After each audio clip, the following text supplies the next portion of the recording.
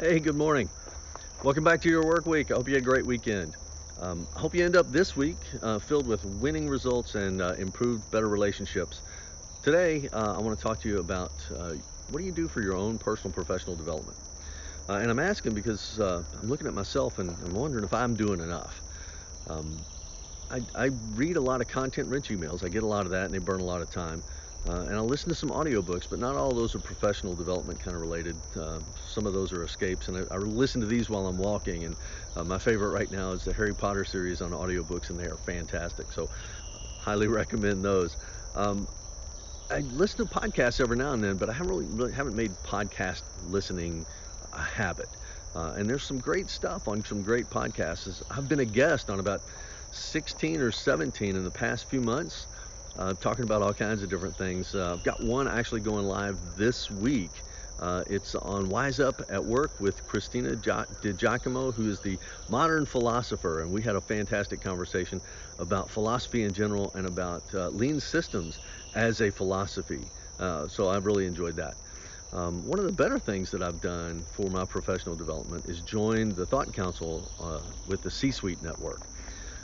We get together and we have these great conversations, these really talented folks who are more than helpful and willing to share, and really it's been a great environment. And if you'd like some more information about that, drop a note in the comments or send me a note or something. I'd love to talk to you about that. Another thing that I do is I try to read a few magazines. I get a whole bunch. Most of them end up in a stack on my table until it's time to throw them into the recycle bin.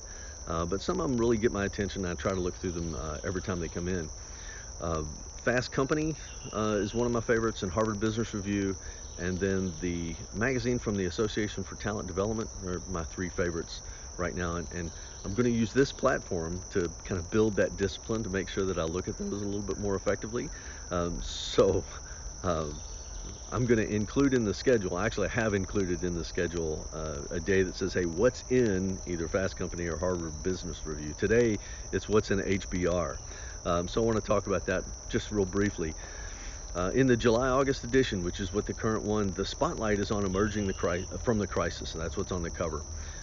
There's a great article inside there from Peter Skoblik called Learning from the Future.